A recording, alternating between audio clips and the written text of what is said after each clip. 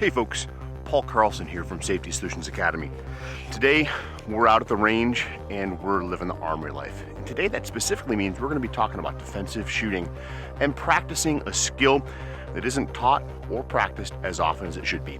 That's shooting from retention. We're also going to take a look at the Springfield Armory Hellcat OSP and what it is that the engineers at Springfield did with the Hellcat to make it just a little bit better at shooting from retention. What do you say we jump into it?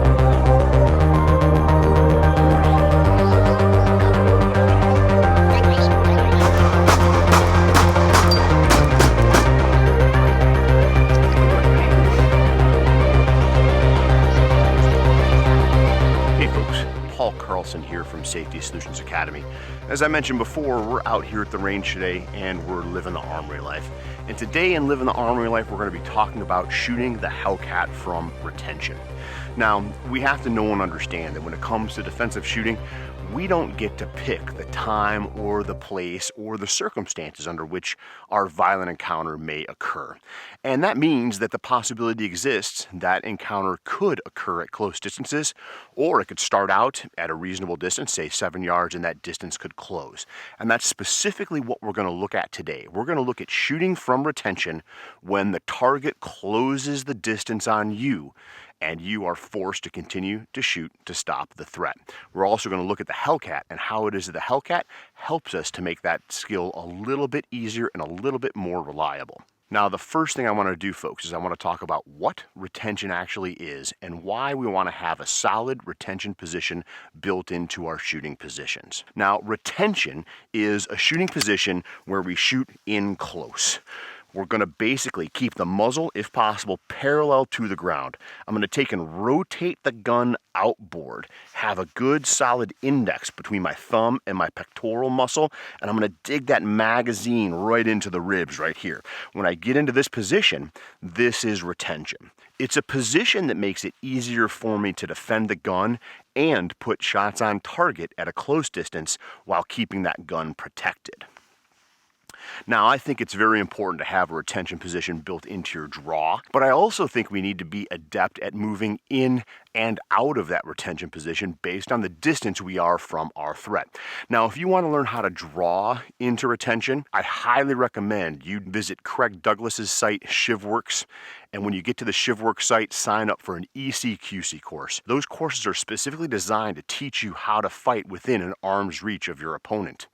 What I want to talk about today is what we should do if our target closes the distance after the gun is out. If that threat comes within 2 arms reach and continues to encroach, my attitude is simple. We need to get to retention and we need to keep fighting with that gun. We want to protect it from the gun grab and we want to still be able to put shots on target while we're fighting.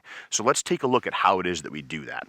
You may have noticed that in the introduction I was doing some shooting from retention, but I was moving towards and away from my target.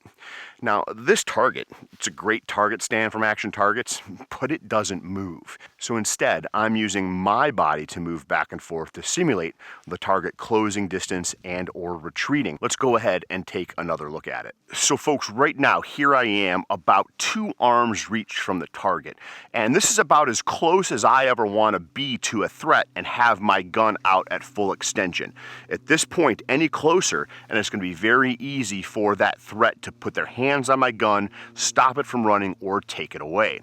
So if that threat continues to come closer, I need to be ready to move to retention. What I'm going to do is relatively simple. First of all, as I close the distance, my support hand is going to come off of the gun and come up to defend myself. I'm going to keep it here to protect myself from strikes, to be ready to strike on my own, be ready to grapple with my opponent, whatever the case might be.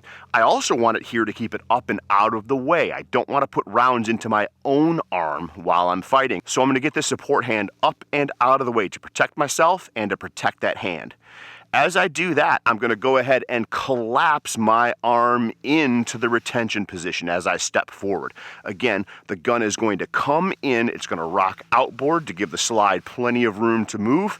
I'm going to have a good solid index between my thumb and my pectoral muscle. And I'm going to go ahead and keep that muzzle as flat as possible. You'll see in a moment why that's important.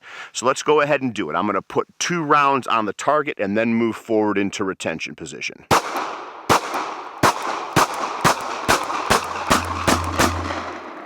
And you can see as I moved in, I went to that retention position and was still able to get shots on target.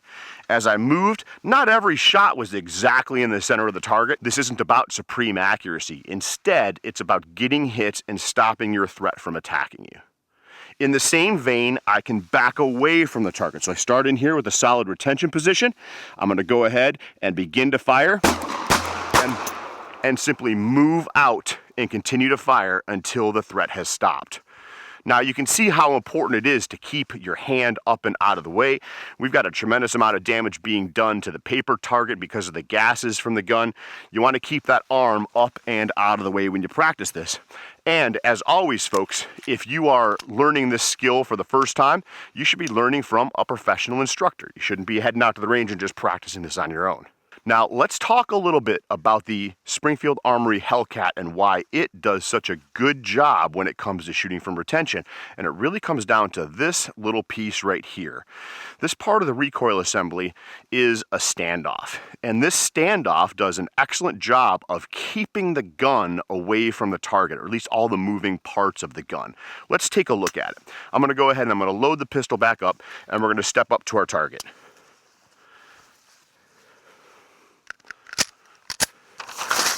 Get some of that paper out of the way. Now, if you take a look, what I'm going to do is I'm going to keep that muzzle very parallel, and I'm actually going to put it up against the target. Now, when it comes to shooting from retention, I do not recommend that you actually attempt to make contact with the target. But I'm shooting against a flat piece of 3/4 inch plywood that isn't trying to kill me. Is it possible that when you're shooting at retention that the gun might make contact with the target? Yeah, it is. We want to be back hard with that thumb pectoral index to help keep that to a minimum. Now, I'm going to go ahead and I'm going to make full contact with the pistol against this hard plywood, and I'm going to fire some shots. And I want you to watch what it is that happens. The gun is easily able to keep firing, and that's because of the standoff. This little standoff right here below the muzzle, that's what keeps the gun able to stay in battery. Now, I mentioned when we're shooting from retention that we want to keep the gun level to the ground. And the engineers at Springfield, they're not, able to work magic. If the gun is canted off to the side, you can see what happens. It comes out of battery, and the gun is not going to fire. Again, it has to be parallel to the ground to be able to fire effectively. Now, folks, defensive shooting is a serious endeavor. It requires serious training from professionals, and it requires practice to be proficient at the skills you need to be proficient with. It also requires solid equipment. The standoff that's built into the Springfield Armory Hellcat, whether it's an OSP model or not, can help to make sure that you're getting the hits you need if you're in a situation where you need to fire from retention. So folks, you know what my attitude is. I want you to train this, and I want you to practice it. Get out to the range with whatever handgun you have. Get some professional instruction in shooting from retention, and then get to the range and practice.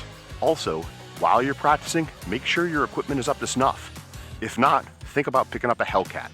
This Hellcat is designed to make it a little bit easier for you to get those hits when you need to if you're shooting from retention.